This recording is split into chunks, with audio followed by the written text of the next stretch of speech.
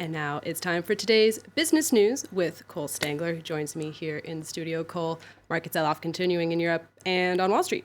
That's right, Claire. Another very rough day on the markets to close out the week. Investors unable to shake off worries over the impact of the coronavirus, worried it may significantly dent global growth. Shares in the U.S. finished in the red for the second day in a row on Friday. Relatively positive monthly jobs report for February, clearly overshadowed by concerns over the virus. You can see here Dow Jones down around 1%, S&P down a little bit more than 1.5%, actually recovering slightly towards the end of the trading session, but still in the red, as you can see there. Rough day in Europe as well. The FTSE sliding more than 3.5%. Losses on the CAC 40 topping 4% here in Paris. Airbus shares taking a big hit after it said it failed to win any new aircraft orders last month. Meanwhile, oil prices with their worst tumble in 5 years. As you can see here, WTI West Texas Intermediate down a whopping 10% late Friday. Brent crude international benchmark trading at around $45 a barrel. That's down all the way from around $69 a barrel back in January. Now, there's one reason in particular why oil prices continue to plummet. It's because a group of oil-producing countries failed to reach a deal on how much to cut production. They wrapped up a two-day meeting in Vienna on Friday, led by Saudi Arabia. OPEC had proposed cutting an extra 1.5 million barrels per day until the end of the year.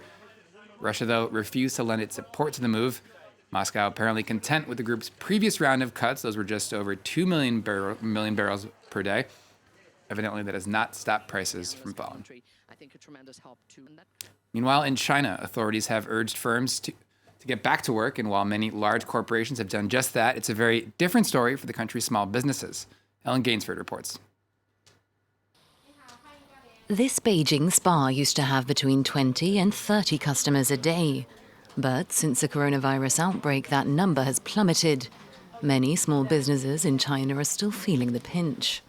The total number of customers that we have a week is only about 4 or 5. Sometimes there's only one in the morning, or sometimes no customers at all. So we've been hugely impacted by the epidemic. While some international corporations are trying to get back to business as usual, at least 85% of Starbucks cafes have reopened.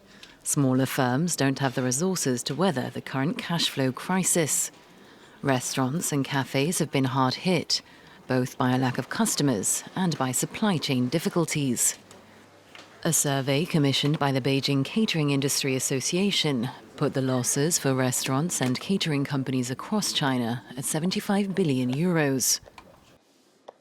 The biggest difficulty is money, because every month there's rent, salary for the staff, and the cost of supplies. We hope the landlord can scale back on some of the rent for us after the epidemic finishes.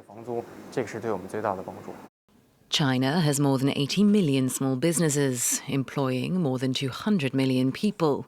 The Chinese government has announced support measures for these firms, including lower rents and a deferral of pension and housing payments. Now, China has to balance efforts to keep the virus under control with attempts to kickstart the economy. Meanwhile, here in France, ride-hailing app Uber is facing intense pushback from drivers.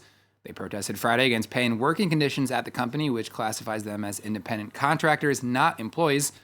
The U.S. firm has long defended that model, though earlier this week, France's top court ruled the driver had been improperly classified, a decision that could pave the way for future complaints, and one this union activist agrees with. Take a listen.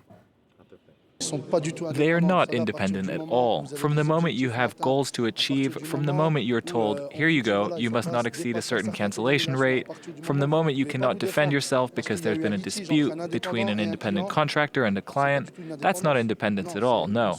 It's a company that manages employees under a disguised status. And finally, Chinese firm Kunlun has agreed to sell one of its most closely watched assets. It's reportedly reached a deal to sell LGBT dating app Grindr to a firm in the U.S. Kunlun came under fire when it acquired a majority stake in Grindr back in 2016. Some in the U.S. warning it would give Chinese authorities access to sensitive data on millions of Americans, things like HIV status and private messaging. The U.S. government even imposed a June 2020 deadline for Kunlun to sell Grindr, a deadline the firm has now met. Claire, it's part of a growing trend in Washington with more and more scrutiny over app developers on how all that sensitive data that they hold. All right. Well, thank you so much, Cole Stangler, for that business news update. Now, also in the studio